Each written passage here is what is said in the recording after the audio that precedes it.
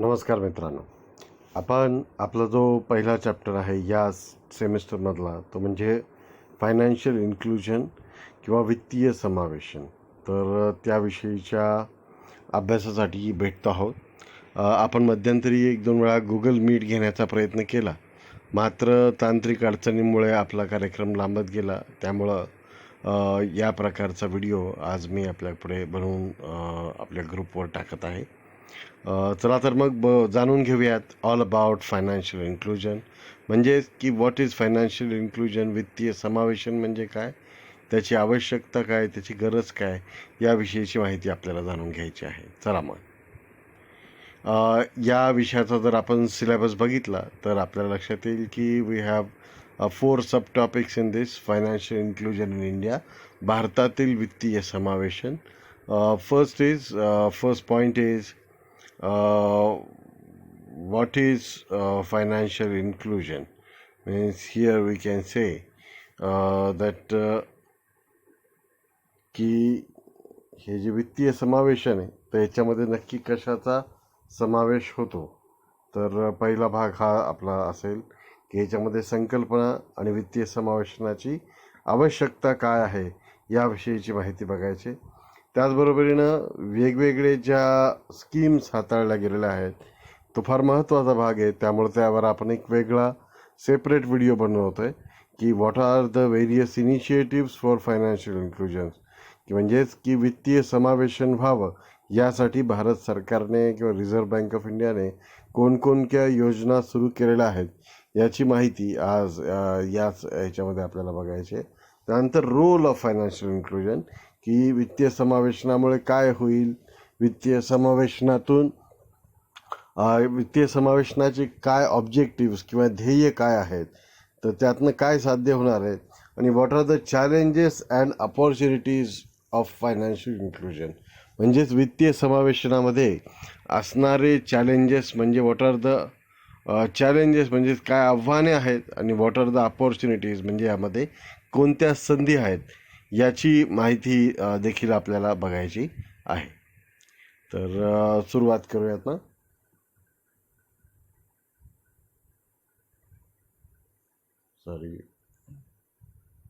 ना what is financial inclusion, की म्हणजेच वित्तीय समावेशन म्हणजे काय.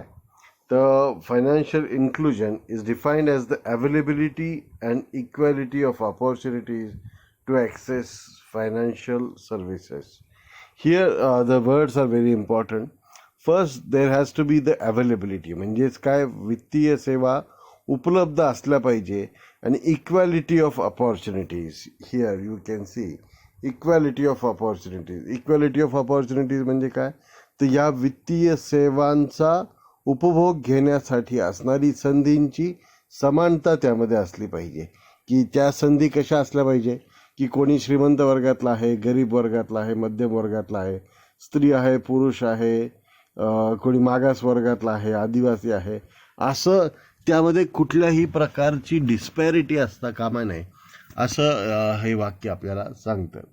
It refers to a process by which individuals and businesses can access appropriate, affordable and timely financial products and services. म्हणजेच काय, की जे कोणी बिझनेसमॅन असतील, व्यक्ती असतील, जे छोटे उद्योजक असतील, तर त्यांना ॲप्रोप्रिएट म्हणजे योग्य प्रमाणामध्ये, ॲफोर्डेबल म्हणजे स्वस्तामध्ये किंवा त्यांना परवडेल अशा दरामध्ये, आणि टाईमली म्हणजे जेव्हा हवं आहे त्यावेळेस वित्तीय सेवा मिळतील. आणि मग या वित्तीय सेवा कोणकोणत्या असतील, which would be the financial products. Banking, they must be able to take loans, they must be able to access the equity and insurance products. म्हणजेच काय, की त्यांना छोटे जे उद्योजक असतील किंवा घरगुती क्षेत्रातले जे लोक असतील, तर त्यांना बँकविषयक सेवा असू द्यात, त्यांना कर्जाची उपलब्धता असू द्यात, त्यांना शेअर बाजार असेल किंवा इन्शुरन्समधली उपलब्धता असू द्यात, तर ह्या कशा असल्या पाहिजे, या जास्तीत जास्त सहजतेने उपलब्ध झाल्या पाहिजे, असा या टर्मचा अर्थ आहे. आता financial inclusion efforts typically target those who are unbanked and underbanked. म्हणजेच काय, द फायनान्शियल इन्क्लुजन इनिशिएटिव्ह, जे वित्तीय समावेशनाचे जे काही प्रयत्न आहेत तर हे प्रयत्न 2 गोष्टींवर फोकस करतात. त्या 2 गोष्टी कोणत्या आहेत? तर पहिलं काय की अनबँक्ड म्हणजे ज्या लोकांना आत्तापर्यंत ज्यांच्यापर्यंत बँकिंग सेवा नीट पोहोचल्या नाही आहेत अशा व्यक्तींकडे ते लक्ष ठेवतात. आणि अंडर बँक म्हणजे ज्यांच्याकडे बँकिंग सेवा आहे मात्र त्यांना ती ज्या प्रमाणात ज्या प्रकारे हवी आहे त्याप्रमाणे ती मिळत नाही अशा लोकांकडे म्हणजे या अनबँक्ड आणि अंडर बँक अशा 2 लोकांसाठी वित्तीय सेवा देणे म्हणजेच काय आहे? फायनान्शियल इन्क्लुजन आहे. Having more inclusive financial system has been linked to stronger and more sustainable economic growth and development. की जर वित्तीय सेवा लोकांना नीट उपलब्ध करून दिली तर त्याचा परिणाम काय होतो की सस्टेनेबल इकॉनॉमिक ग्रोथ किंवा शाश्वत आर्थिक वृद्धी होत असते. हे फार महत्त्वाचं आहे, लक्षात ठेवा की inclusive financial system help the sustainable economic growth. की सर्वसमावेशक वित्तीय सेवांमुळे काय होत असतं की शाश्वत आर्थिक वृद्धी आणि विकास होण्यासाठी मदत होत असते. तर ही एक महत्त्वाची आहे. त्यामुळे it has become the top priority of many other countries across the globe. की जगातील अनेक राष्ट्रांनी काय केलेलं आहे की त्यामुळं वित्तीय सेवांवर मोठं लक्ष दिलेलं आहे आणि त्याचा फायदा त्या देशांना होत असताना आपल्याला दिसतोय सुद्धा. या संदर्भामध्ये मला तुम्हाला एक उदाहरण सांगायचं आहे की तुम्ही प्रोफेसर किंवा डॉक्टर मोहम्मद युनूस यांचं नाव कदाचित ऐकलं असेल. त्यांना नोबेल पारितोषिकाने देखील सन्मानित करण्यात आलेलं आहे. ते एका म्हणजे महाविद्यालयामध्ये प्राध्यापकच होते आणि त्यांनी एका बँकेची स्थापना केली जिला ग्रामीण बँक असं म्हटलं जातं. बांगलादेश कारण की भारतासारखाच राष्ट्र आहे, बंगालीमध्ये सुद्धा आपल्यासारखे शब्द आहेत, त्यामुळं तिथल्याही ग्रामीण बँकेचा अर्थ की ग्रामीण भागांना वर लक्ष केंद्रित असणारी अशी बँक असं नाव तिचंही आहे. मग मोहम्मद युनूस यांच्या या बँकेने काय केलं तर त्यांनी काय केली, एक बचत गटांची एक मोठी साखळी निर्माण केली. ज्या गरीब व्यक्तींना, महिलांना, छोट्या उद्योजकांना बँका, व्यापारी बँका, कमर्शियल बँका कर्ज देत नाहीत अशांना त्यांनी कर्ज द्यायला सुरुवात केली. आणि मग त्या मोहम्मद युनूस यांनी केलेल्या प्रयत्नामुळं अगदी कोट्यावधी जे लोक ज्यांच्यापर्यंत बँकिंग सेवा पोहोचल्या नव्हत्या तर त्यांच्यापर्यंत त्या सेवा पोचायला सुरुवात झाली. आणि मग ह्या बांगलादेशी ग्रामीण बँकेचं जे मॉडेल आहे ते जगभरात उचललं गेलं आणि मग त्याचा प्रसार इतक्या वेगाने सगळ्या जगात व्हायला लागला. आता बांगलादेश आणि भारताची अर्थव्यवस्था, तुम्हाला वाटत असेल की आपली अर्थव्यवस्था बांगलादेशपेक्षा मोठ्या किंवा चांगल्या स्तरावर आहे, मात्र आपण जर पाहिलं की मानव विकास निर्देशांकाच्या बाबतीमध्ये बांगलादेशचा जो क्रमांक आहे तो भारतापेक्षा कितीतरी अंकांनी जास्त आहे. म्हणजे आपण बांगलादेशापेक्षा सुद्धा मानव विकास निर्देशांकामध्ये म्हणजेच we are much behind the Bangladesh in terms of human development index. मानव विकास निर्देशांक जो जगामधील राष्ट्रांची जी प्रगती आहे ती वेगवेगळ्या निदर्शकांच्या सहाय्यानं कशी मोजली जाते ह्याच्याविषयीचा तो निर्देशांक आहे जागतिक स्तरावर सर्वमान्य असलेला. आणि त्या निर्देशांकामध्ये बांगलादेशचा क्रमांक आपल्यापेक्षा वरच आहे. याचं महत्त्वाचं कारण काय तर या मोहम्मद युनूस यांच्या ग्रामीण बँक या संकल्पनेमुळे त्या देशामध्ये वित्तीय समावेशन खूप वेगानं घडून आलं. आणि या वित्तीय समावेशनाचा परिणाम म्हणून काय झाला, तिथल्या स्त्रिया असतील, तिथले छोटे व्यापारी असतील, छोटे दुकानदार असतील, छोटे उद्योजक असतील, तर या सर्वांचं सबलीकरण झालं. आणि या सबलीकरणातून बांगलादेशामध्ये मोठ्या प्रमाणामध्ये विकास घडून आल्याचं आपल्याला दिसून येतं. That's why most of the countries across the globe they have adopted this model of financial inclusion propounded by Mohammad Yunus's Grameen Bank. Now, as we know that a significant number of people who are unbanked are women and poor people in rural areas. ग्रामीण भागामध्ये ज्या महिला आहेत आणि जे गरीब लोक आहेत तर हेच लोक आहेत की हु आर अनबँक्ड ऑर अंडर बँक, की ज्यांच्यापर्यंत वित्तीय सेवा पोहोचलेल्या नाही आहेत. They have to face the discrimination and they belong to vulnerable and marginalized population. या लोकांना काय सहन करावं लागतं तर या लोकांना विषमता किंवा भेदाभेद असणारी वागणूक सहन करावी लागते आणि दे आर वल्नरेबल, म्हणजे असुरक्षित गट आहेत किंवा सीमांत लोकसंख्या आहे की यांच्याकडे फारसं कोणाचं लक्ष नसतं. अशा लोकांपर्यंत बँकिंग सेवा पोहोचवणे, ती कशी असली पाहिजे, इक्वल असली पाहिजे, टाईमली तिची अवेलेबिलिटी असली पाहिजे, ती अफोर्डेबल असली पाहिजे, टाईमली असली पाहिजे आणि ॲप्रोप्रिएट असली पाहिजे. अशा प्रकारे सेवा देणे, यालाच आता आपण काय म्हणत असतो की यालाच आपण वित्तीय समावेशन असं म्हणत असतो. ठीक आहे ना. What is the financial inclusion. आता ही वित्तीय समावेशन म्हणजे नक्की काय, याविषयीची आपण माहिती घेऊ. It is the process of ensuring access to financial services and timely and adequate credit for vulnerable groups such as weaker sections, low income groups at an affordable cost. C Rangarajan, chairman, committee on financial inclusion, Reserve Bank of India. याच्यावर एक objective प्रश्न येऊ शकतो की कुणाच्या अध्यक्षतेखाली Reserve Bank of इंडियाने financial inclusion समिती किंवा वित्तीय समावेशन समिती नेमली होती. आणि याचं उत्तर काय की सी रंगराजन यांच्या अध्यक्षतेखाली रिझर्व्ह बँक ऑफ इंडियाने वित्तीय समावेशनाची समिती नेमलेली होती. आता ही समिती, how does it define the financial inclusion? It says that it is the process of ensuring access to financial services. ही प्रक्रिया कशाची आहे, तर ही वित्तीय सेवांचा पुरवठा करण्याविषयीची प्रक्रिया आहे. आणि तो कसा असला पाहिजे, हा वित्तीय सेवांचा पुरवठा, इट शुड बी टाइमली आणि it should be adequate credit facility. आणि कुणाला असला पाहिजे, it should be available to vulnerable groups, म्हणजे समाजातले जे गट आहेत की जे असुरक्षित गट आहेत, ज्यांच्यापर्यंत वंचित घटक आहेत, ते त्यांच्यापर्यंत पोहोचला पाहिजे. ह्यामध्ये कोण कोण येतात, weaker section, low income groups. आणि हे कसं उपलब्ध असलं पाहिजे, it should be available at an affordable cost. याच्यामध्ये हा फार महत्त्वाचा घटक आहे. ठीक आहे.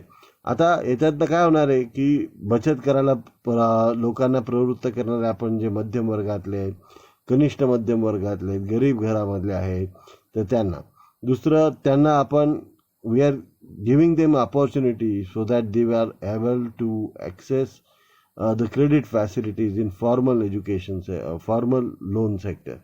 आता तुम्ही बघत असाल की ग्रामीण भागामध्ये ज्या लोकांचं बँकेत अकाउंट नाही आहे, त्यांच्या गरजा कोण पूर्ण करतात, तर त्यांच्या गरजा पूर्ण करतात गावातले सावकार, नातेवाईक, मित्रमैत्रिणी. मग ते काय करतात, त्यांच्याकडनं व्याजाने पैसे घेतात आणि तिथला व्याजाचा जो दर असतो तर तो अतिशय जास्त असतो. And they have to borrow at this heavy rates of interest. So it is the duty of the country so that the credit facilities are available to these weaker sections, vulnerable sections at affordable cost. स्वस्तामध्ये त्यांना कर्ज मिळेल याची सुविधा उपलब्ध करून देणे हा वित्तीय समावेशनाचा एक भाग आहे. आता यामुळं काय होईल, it will reduce the income inequality. की आपल्याला काय करायचं आहे की हे लोकांना ॲक्सेस कसा द्यायचा आहे, टाईमली ॲक्सेस द्यायचा आहे, ॲडिक्वेट क्रेडिट ॲक्सेस द्यायचा आहे. आणि we should eliminate the discrimination, की ज्या प्रकारच्या विषमता आहेत त्या विषमता, असमानता यांचं एलिमिनेशन आपल्याला करायचं आहे. आणि फक्त त्यांना कर्ज देणे एवढाच भाग नाही आहे, तर त्यांना इन्शुरन्सच्या, वित्तीय संरक्षणाच्या सेवा देणे, त्यांना विम्याचं संरक्षण देणे हा सुद्धा वित्तीय समावेशनाचा हेतू असला. Now we will see that when was the financial inclusion concept first introduced in India. The concept of financial inclusion was introduced in India by the Reserve Bank of India in 2005. Remember this, the concept of financial inclusion was introduced in India by the Reserve Bank of India. So as I mentioned you, the whole concept of financial inclusion got promoted through the efforts of Professor Muhammad Yunus of Bangladesh, who established the Grameen Bank, and he also received the Nobel Peace Prize for taking a huge population out of poverty due to his initiatives through the Grameen Bank. की ग्रामीण बँकेच्या मोहम्मद युनुस आणि ग्रामीण bank Bangladesh यांना जेव्हा शांततेच्या नोबेलचं पारितोषिक देण्यात आलं आणि कोट्यावधी महिलांना, गरीब वर्गातील घटकांना दारिद्र्यातून बाहेर काढण्यासाठी जेव्हा त्यांना हे काम पारितोषिक देण्यात आलं, त्यावेळेस मग या वित्तीय समावेशनाकडे जगभरातल्या लोकांचं लक्ष गेलं. मी मगाशी सांगत होतो की या ग्रामीण बँकेच्या म्हणजे एक व्यक्ती काय करू शकतो, एक संस्था काय करू शकते, तर एका अख्ख्या देशाचं जे काही मानव विकासावर प्रभाव टाकण्याचं काम या मोहम्मद युनूस यांच्या ग्रामीण बँकेने केलेलं आहे. त्यामुळं आज जर आपण बघितलं तर ग्रामीण बांगलादेशाचा मानव विकास निर्देशांक हा भारतापेक्षा जास्त आहे, कारण की तिथल्या स्त्रिया, वंचित घटक यांच्यापर्यंत वित्तीय सेवा पोहोचवायला लागल्या. त्याच्यावरच इम्प्रेस होऊन भारत सरकारच्या रिझर्व्ह बँक ऑफ इंडियाने काय केलं, ही संकल्पना आपल्याकडे पुढे आणायचं काम केलेलं आहे. एकच मिनिट. ठीक आहे. आता जर आपण बघूयात की याच्यामध्ये काय असतं, financial inclusion intends to help people secure financial services products. आता कोणकोणते प्रोडक्ट्स आहेत? डिपॉझिट, त्यांना ठेवी ठेवता आल्या पाहिजे, फंड ट्रान्सफर करता आले पाहिजे, लोन घेता आले पाहिजे, इन्शुरन्स मिळाला पाहिजे, आणि पेमेंट सर्व्हिसेस म्हणजे पेमेंट दुसऱ्याला करायचं असेल तर हे सगळं सहजासहजी करता आलं पाहिजे.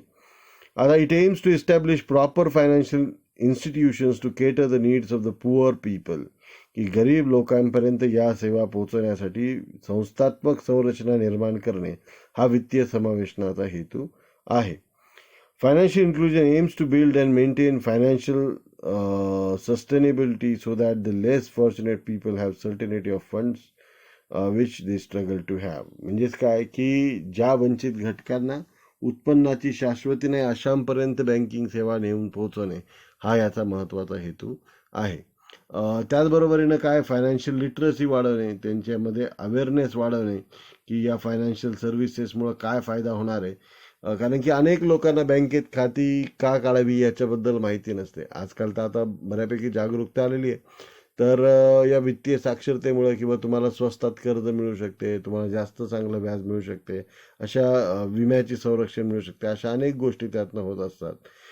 The process of financial inclusion works towards creating financial product that are suitable for the less fortunate people of the society, की समाजातले जे वंचित घटक आहेत त्यांच्यासाठी वित्तीय सेवांचा पुरवठा करण्याकडे याचा लक्ष असतो.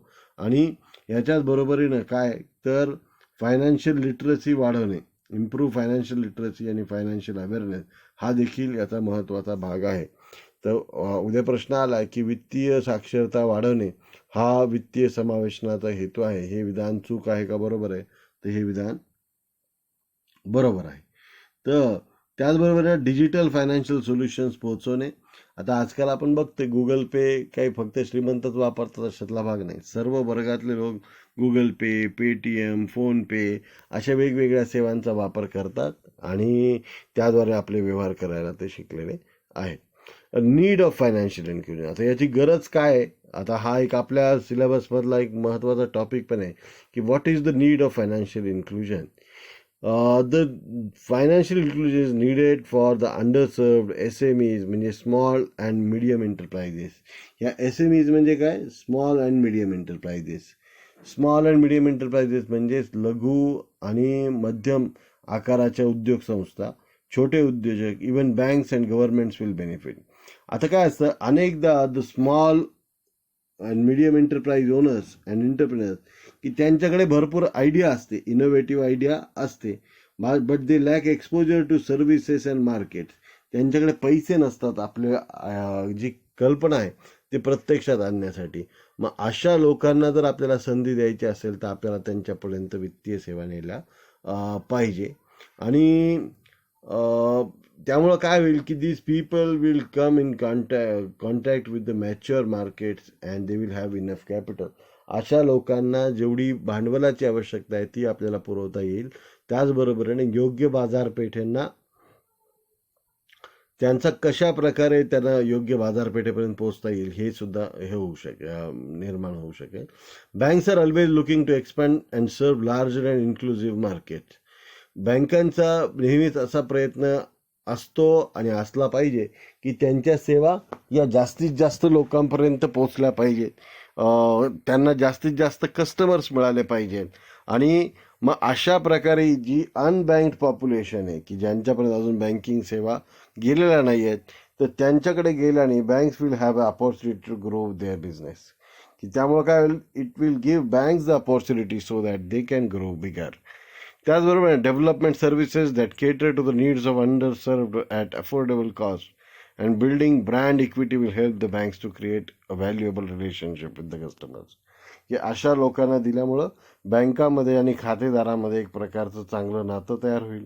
याच बरोबरीनं काय होईल की या वित्तीय समावेशनामुळे आपण जर पाहिलं की DBT ट्रान्सफर सध्या चाललेले आहेत. म्हणजेच काय, केंद्र सरकार, राज्य सरकार ज्या ज्या योजना आणतं, विकासाच्या योजना, त्याचे पैसे डायरेक्ट लोकांच्या खात्यामध्ये जमा होतात. याला म्हणतात DBT. DBT म्हणजेच काय, डायरेक्ट बेनिफिट ट्रान्सफर. आता प्रधानमंत्री कृषी सन्मान योजना आहे की प्रत्येक शेतकऱ्याला काय एका एकरामागे 2,000 रुपये दिले जातात आणि सीमांत शेतकऱ्यांना म्हणजे 3 एकरामागे 6,000 रुपये दिले जातात जास्तीत जास्त. तर मग अशा प्रकारच्या जी योजनेचे पैसे जे असतील, तुम्हाला माहीत असेल की तुमच्या घरात आजूबाजूला जे कोणी शेतकरी असतील ज्यांच्या नावावर 7/12 आहे आणि ज्यांचं बँकेत खातं आहे, अशा लोकांना असे पैसे न मागणी करता, कुठल्याही प्रकारची भ्रष्टाचाराला भेट न देता त्यांच्या खात्यामध्ये हे पैसे डायरेक्ट येतात. दिल्लीतून निघाले की तुमच्या खात्यामध्ये जमा. एका झटक्यात ते पैसे जमा होतात आणि कुठल्याही प्रकारचा भ्रष्टाचार अशा योजनेमध्ये होताना दिसत नाही. म्हणजेच काय, वित्तीय समावेशनामुळे अशा प्रकारे पैशाचं पारदर्शक व्यवहार म्हणजे ट्रान्सपरंट ट्रान्झॅक्शन्स होण्यासाठी सुद्धा मदत होत असते.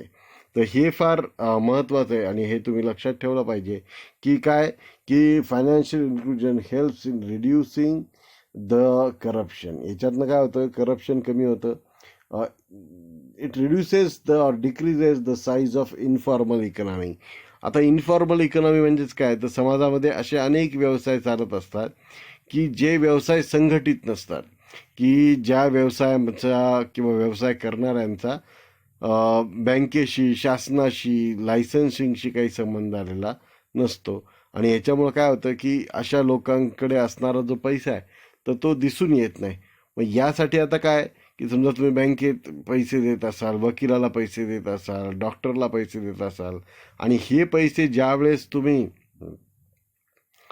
ऑनलाईन ट्रान्सफरच्या माध्यमातून द्याल, तर त्यावेळेस तुम्ही बघा डिजिटली जेव्हा पैसे देतो तेव्हा त्याला ते लपवता येत नाही. ते पैसे त्याच्या अकाउंटला जमा होतात. अनेक व्यवहार ज्याच्यावर टॅक्स आता सध्या लागत नाही, मात्र अशा व्यवहारांमध्ये खूप मोठी इन्कम असला तर जर शासनाला लक्षात आलं, उद्या त्या क्षेत्रावर एखादा कर येऊ शकतो आणि जे लोक आत्तापर्यंत कर बुडवेगिरी करत होते त्या अशा लोकांवर आळा बसवू शकतो. तर अशा प्रकारचे हे व्यवहार सध्या चालेल आहे. By allowing the subsidy and pension payments to be made digitally will help governments to reduce administrative cost and improper efficiencies. Government will benefit from the increase economic activity and improved cash flows. की शासन जे पैसे ज्या लोकांपर्यंत पोहोचू इच्छित आहे, व ते पेन्शनच्या माध्यमातून असो, विविध योजनांचा मधील त्यांचा सहभाग म्हणून असो, तर अशा प्रकारे पैशांची पाठवणी करणे, योग्य बेनिफिशरीजपर्यंत आपले जे लाभार्थ्यांपर्यंत पोहोचणे, यासाठी देखील शासनाला या वित्तीय समावेशनाची मदत होईलच. सॉरी.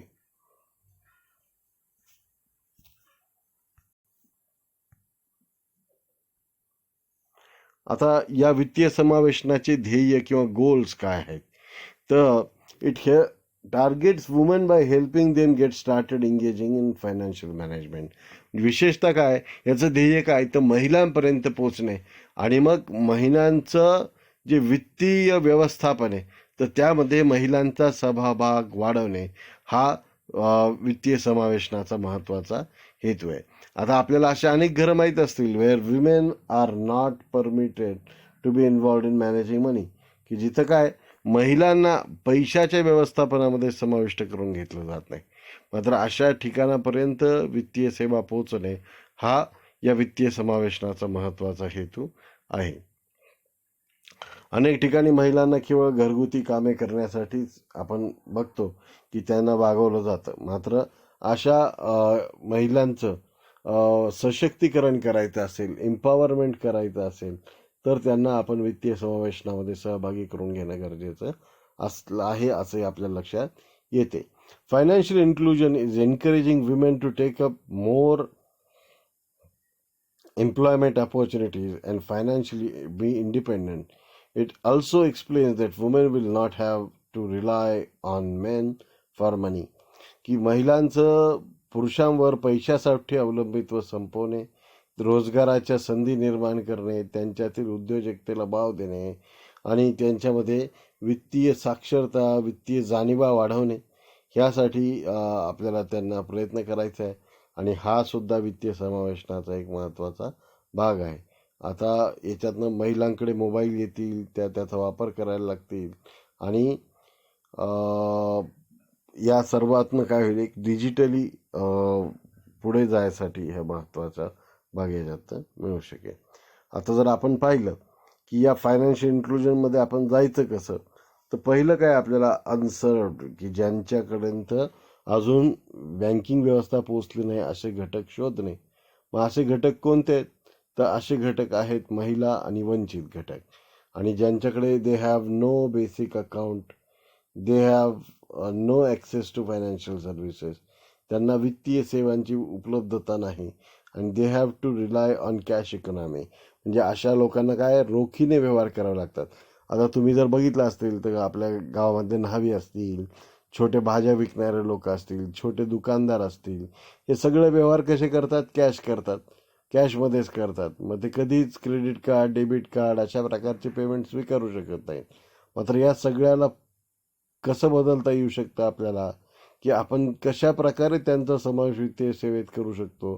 तर आपण काय करू शकतो, त्यांच्याकडे सेविंगचं खातं उघडायला सांगू शकतो, त्यांना कर्ज उपलब्ध करून देऊ शकतो, त्यांना पेमेंट करायचे असतील एका ठिकाणून दुसरीकडे तर अशा सेवा पुरवू शकतो. त्यानंतर इन्शुरन्स म्हणजे आपण त्यांना विम्याच्या सेवा देऊ शकतो, की छोट्या प्रमाणावरचा हा विमा असेल. आणि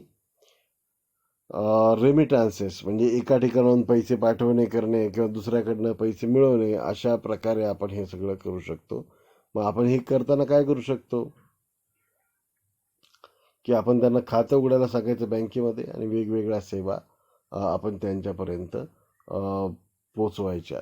मग आता आपल्याला हे करायचं असेल तर आपण काय केलं पाहिजे, एक ब्रॉडर इन्क्लुजन केलं पाहिजे, कन्झ्युमर प्रोटेक्शन कसं होईल हे पाहिलं पाहिजे, लीगल रूल्स बदलले पाहिजे. आता ह्या सगळ्या गोष्टी करणे हाच या वित्तीय समावेशनाचा भाग आहे.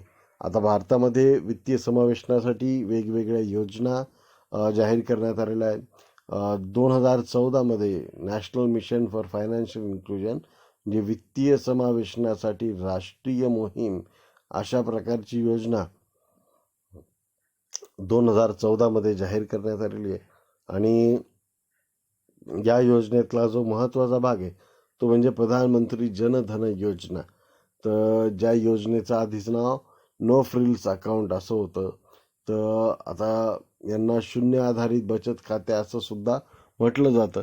तर अशा प्रकारचे प्रधानमंत्री जनधन योजना, अटल पेन्शन योजना, प्रधानमंत्री वयवंदना योजना, स्टँडअप इंडिया, स्टार्टअप इंडिया, प्रधानमंत्री मुद्रा योजना, प्रधानमंत्री सुरक्षा विमा योजना, सुकन्या समृद्धी योजना, जीवन सुरक्षा बंधन योजना, credit enhancement guarantee scheme for scheduled caste, venture capital fund for scheduled caste and the social sector initiatives, वरिष्ठ पेन्शन विमा योजना.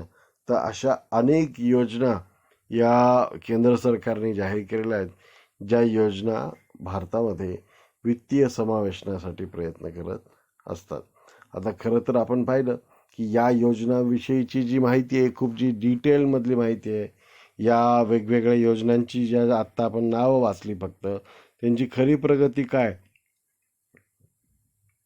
याविषयीची माहिती आपल्याला आपल्या पुढच्या लेक्चरमध्ये मिळेलच. आता हे जर वित्तीय समावेशन आपल्याला वाढवायचं असेल तर आपण काय केलं पाहिजे हे आपण इथं लक्षात घेऊया, की याच्यामध्ये तंत्रज्ञानाचा जी भूमिका आहे. आता प्रधानमंत्री मोदी जेव्हापासून प्रधानमंत्री झालेले आहेत त्यांच्या मला वाटतं सुरुवातीच्या योजनामध्ये ही जनधन योजनेचा समावेश होतो. आणि या जनधन योजनेला त्यांनी एक नवं नाव दिलेलं आहे. ते नाव म्हणजे JAM किंवा मराठीत आपण त्याला म्हणू जॅम, मराठीत किंवा इंग्लिशमध्ये JAM, JAM. आता हे जॅम काय आहे ते आपण बघूया. आता जॅम या संज्ञेमध्ये काय आहे, तर पहिलं म्हणजे जनधन योजना, दुसरं म्हणजे आधार कार्ड आणि एम म्हणजे मोबाईल. तर जनधन योजनेतनं उघडण्यात आलेलं जे अकाउंट आहे त्याला आपण आधार कार्डाची जोड दिली आणि या दोघांची जोड आपण मोबाईलला दिली, तर ह्याच्यातनं जी काही तंत्रज्ञानावर आधारित असणारं जे खातं आपलं तयार होतं आहे त्या खात्यांना त्यांनी जॅम असं नाव दिलेलं आहे मोदींनी. आता आपण जर पाहिलं, the role of technology in facilitating financial inclusion should not be underestimated. मोदींनी सुद्धा काय केलेलं आहे की एकूण भारत सरकारने तर तंत्रज्ञानाची वित्तीय समावेशनातील भूमिका अतिशय महत्त्वाची मानलेली आहे आणि याच्यामुळे काय होईल की द मार्केट्स विच वर हिथरटो अनटॅप मार्केट्स, की the customers which did not have access, तर मग ह्या सगळ्या लोकांना जर आपल्याला सेवा पुरवायची असेल तर आपण या प्रकारे काम करू शकतो हे सांगितलेलं आहे. The concept of e-KYC has modernized the customer's onboarding process. Onboarding म्हणजेच काय की कस्टमरला खाते उघडण्याची जी प्रक्रिया आहे तर ती अतिशय आधुनिक झालेली आहे या e-KYC मुळं. आता तुम्ही कधी जर e-KYC काय आहे याच्याबद्दलची माहिती घेतली तर KYC norms reserve Bank of इंडियाने 2004-05ला जाहीर केले होते. KYC म्हणजेच तुम्ही मागच्या वर्षी शिकलाय, नो युअर कस्टमर्स, आणि e-KYC म्हणजे काय, इलेक्ट्रॉनिक नो युअर कस्टमर. आजकाल आता तुम्ही जर कोटक महिंद्रा बँक काय करते, 811 या नंबरला जर तुम्ही फोन लावला आणि तुम्ही त्यांना तुमचं आधार कार्ड आणि पॅन कार्डचा नंबर सांगितला तर एवढ्या 2 माहितीच्या आधारे ते तुमचा फोटोही न घेता डायरेक्ट तुमचं खातं उघडल्याचे किटच तुमच्या घरी आणून देऊ शकतात. तर हे कशाच्या आधारे शक्य आहे, तर हे या e-KYCच्या आधारे शक्य आहे. e-KYC म्हणजे इलेक्ट्रॉनिक नो युअर कस्टमर्स हे करण्यासाठी कोणत्या गोष्टींची आवश्यकता आहे, तर e-KYCसाठी आवश्यकता आहे ती म्हणजे की तुमच्याकडे असणारं आधार कार्ड आणि तुमच्याकडे असणारं पॅन कार्ड यांच्याद्वारे तुम्ही काय करू शकता, अकाउंट्स उघडू शकता, बँका तुमच्या ओळख पटवू शकतात तुमची. The use of digital ID and biometric information has helped to reduce forgery and fraud and contributed to the increased percentage of account ownership. अनेकदा आधी जुन्या वेळी काय व्हायचं की दुसऱ्याचे अकाउंट वापरून, दुसऱ्याचे डिटेल्स वापरून, नावं वापरून खाते काढले जायचे, त्या खात्यावर अनेक चुकीचे व्यवहार केले जायचे आणि त्या माणसाला कल्पनाच नसायची की आपल्या नावाचं अशा प्रकारचं खातं आहे किंवा नाही. तर अशा या खोटारड्या खात्यांवर मोठं नियंत्रण आणण्यासाठी या KYCचा उपयोग झालेला आहे आणि मग ह्याचाच आधार घेऊन आपल्याकडे मोबाईल बँकिंगसुद्धा शासनाने मोठ्या प्रमाणावर सुरू केलेली आहे. Digital payment services which comprise of mobile app, mobile wallets, virtual card and others have enabled new ways for providing access to financial services. आधी जर तुम्हाला दिल्लीत एखाद्या माणसाला पैसे पाठवायचे असतील, बँकेत जा रे, ड्राफ्ट काढा, चेक असेल तर चेक त्याला पाठवा, त्याच्या खात्यावर जमा करा, मग तो चेक क्लिअरिंगला जाणार, डिमांड ड्राफ्ट क्लिअरिंगला जाणार, मग पैसे जाणार. आजकाल मात्र ही प्रक्रिया एवढी सोपी आहे की विशेषतः या लॉकडाऊनच्या काळात आपण पाहिलं की अगदी घरी बसून तुम्ही तुमचे बँक अकाउंट ॲक्सेस करत होता. भीमद्वारे असो, फोनपे, गुगल पे या पेटीएम असे वेगवेगळ्या ॲपच्याद्वारे तुम्ही पैसे पाठवू शकत होता एकमेकांना. आणि हे सगळं उपलब्ध करून देण्यासाठी या डिजिटल पेमेंट सर्व्हिसेसची भूमिका ही फार मोठी आहे. आणि मग यालाच काय नाव दिलेलं आहे, फिनटेक फॉर फायनान्शियल इन्क्लुजन, की वित्तीय समावेशनासाठी फायनान्शियल टेक्नॉलॉजी याचा वापर करणे. आता हे का गरजेचं आहे, it is necessary because it is fast, it is simple, it is convenient, it is low risk. ह्याच्यामुळं काय होतं की सेवा जलद होतात, सोप्या होतात, सुलभ होतात आणि त्यातनी जोखीम संपून जाते. कारण की पैसे जेव्हा ज्याला पाठवतो तेव्हा ते पैसे त्यालाच पोचतात याची खात्री आपल्याला असते. ठीक आहे. आता याच्यामध्ये एक आपला या टॉपिकमधला शेवटचा मुद्दा की what are the main challenges of financial inclusion. तर ह्याच्यामध्ये काय, the technology adoption is limited. जो आता आपण म्हणतोय की टेक्नॉलॉजीचं जे सहभाग आहे लोकांचा तो मर्यादित आहे, मात्र खरं तर अशी परिस्थिती नाही आहे ना. We see that India has the largest number of internet users across the globe. जगातले सर्वाधिक इंटरनेट वापरणारे व्यक्ती कुठं असतील तर ते भारतात असतील. साधारणतः 65 ते 70 कोटी लोकांकडे मोबाईल आलेला आहे आणि त्यापैकी 40-45 कोटी लोकांकडे अँड्रॉइड फोन आहे, त्यामुळे ह्या तंत्रज्ञानाचा वापर ते सुद्धा करू शकतात मोठ्या प्रमाणामध्ये.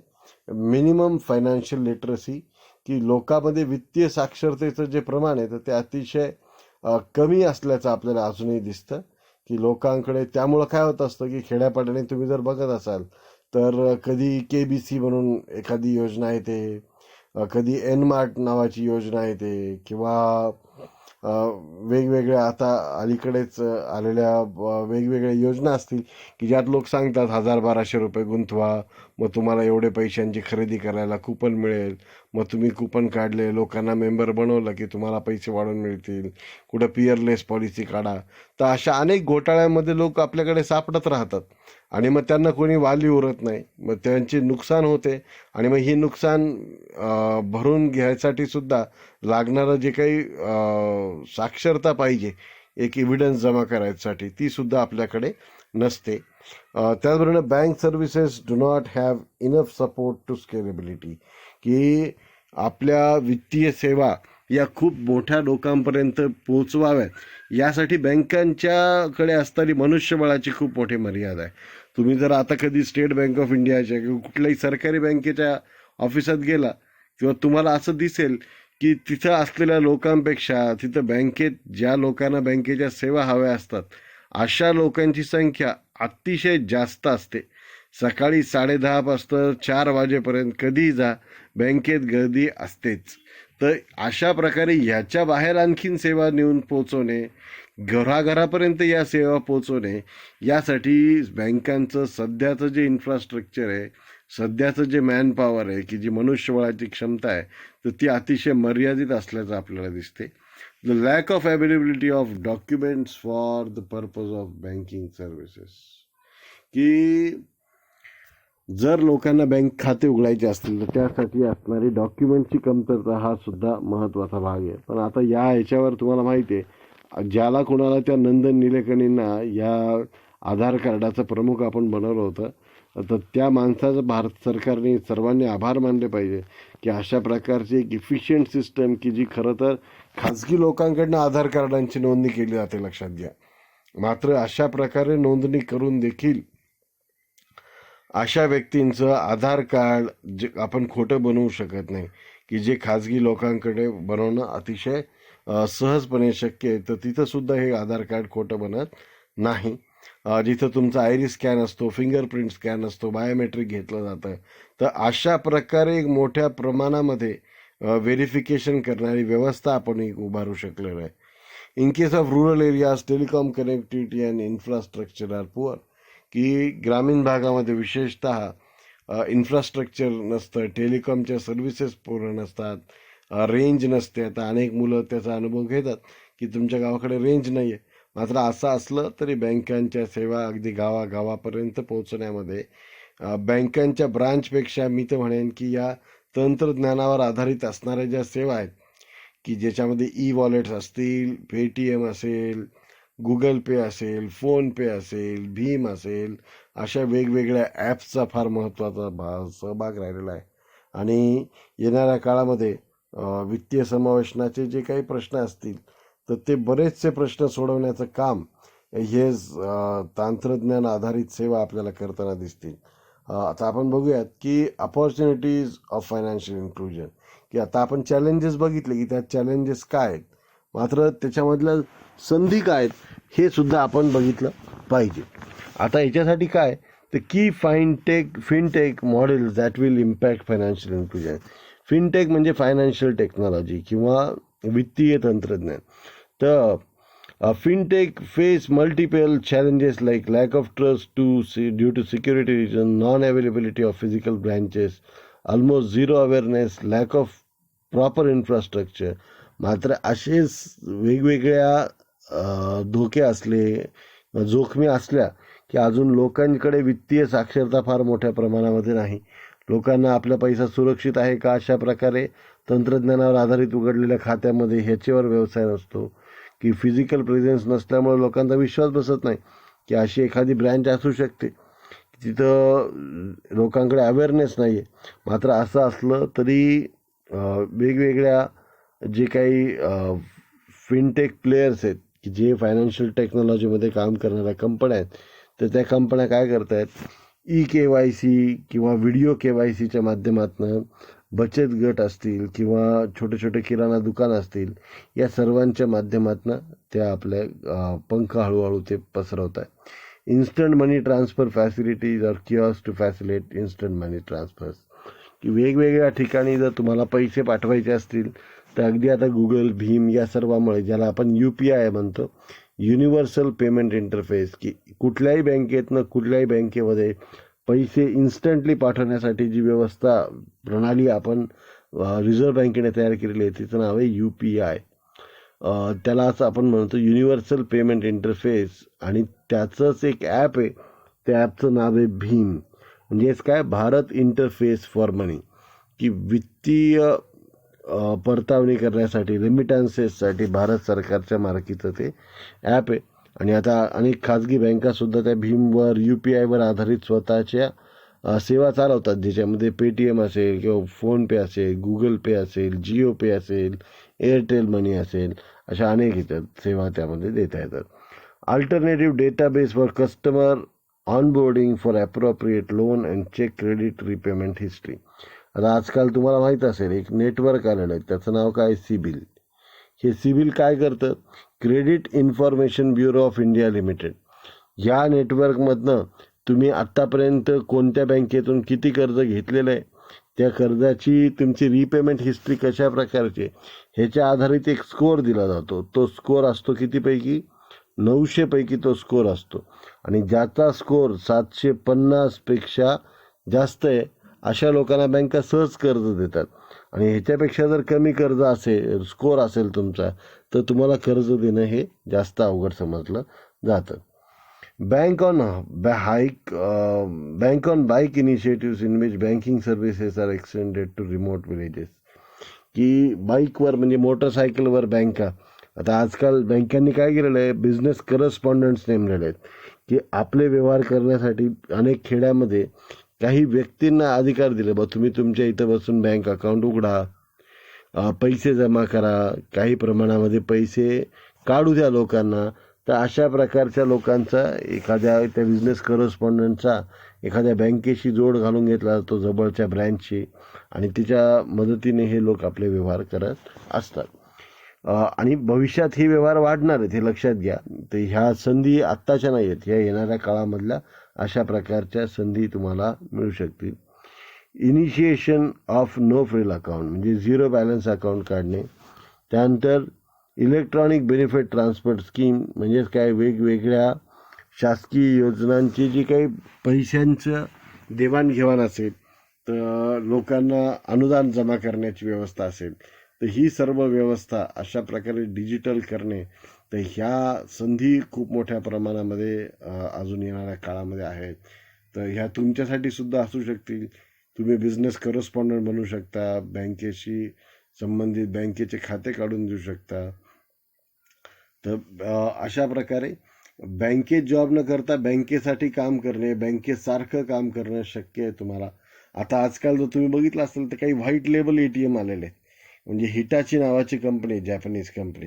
मग ही कंपनी काय करते, तुमच्या गावामध्ये येऊन एक ATM लावून जाते. ते स्वतःची त्या बँकेचं कुठलंही बँक भारतामध्ये नाही आहे, मात्र ती बँक काय करते, ATMच्या सेवा पुरवते तुम्हाला. तुम्ही कुठल्याही बँकेतनं पैसे काढा आणि त्याच्या बदल्यात ती बँक त्या कंपनीला काय जे कमिशन देत असेल, तर अशा प्रकारचं कमिशन ती कंपनी कमवते.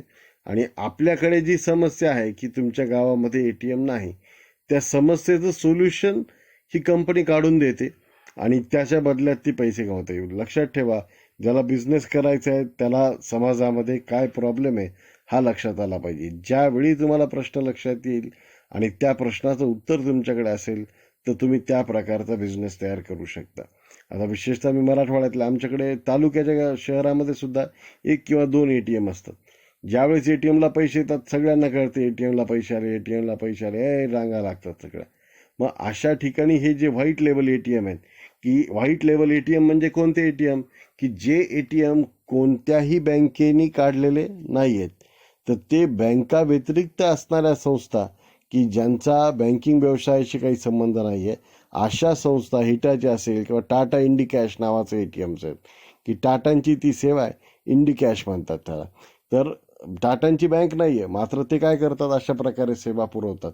मग ह्या जर सेवा आपल्याला पाहिजे असतील तर आपण लक्षात घेतलं पाहिजे की शासन अशा प्रकारे संधी येणाऱ्या काळामध्ये देणार आहे. तुम्हालाही अशा प्रकारची जर तुमच्या गावामध्ये तुमची जमीन असेल, गावामध्ये मार्केटमध्ये थोडंफार स्पेस असेल, एखादा गाळा असेल आणि तिथं तुम्ही ATMसुद्धा लावू शकता.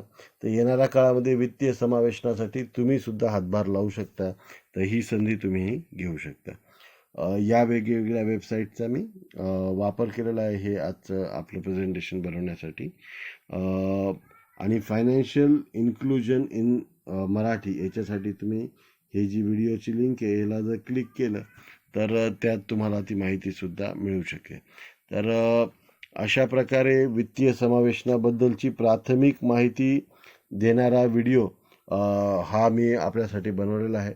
आपण सर्वांनी हे ऐकून घेतलं तर त्याबद्दल धन्यवाद. इथून पुढचा जो आपला व्हिडिओ असेल तो भारतामध्ये वित्तीय समावेशनासाठी कोणत्या योजना चाललेल्या आहेत, शासकीय काय प्रयत्न झालेले आहेत यासंबंधीची माहिती तुम्हाला त्या व्हिडिओमध्ये बघायला मिळेल. भेटूया आपण पुढच्या तासामध्ये. धन्यवाद.